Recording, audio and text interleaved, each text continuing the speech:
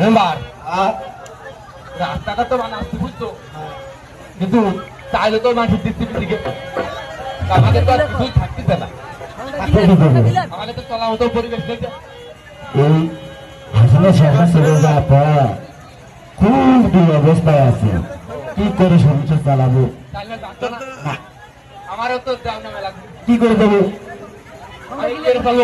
না বলে আমি কি করে দেবো? এ কলার ভালো হবে না, মেম্বারি বাদ দাও। হ্যাঁ, তাহলে কি করে হবে? কি করে করলে ভালো হবে? ও মেম্বারের ওখানে যাবে, ও বাড়ির মেম্বারের মতো দরকার নেই।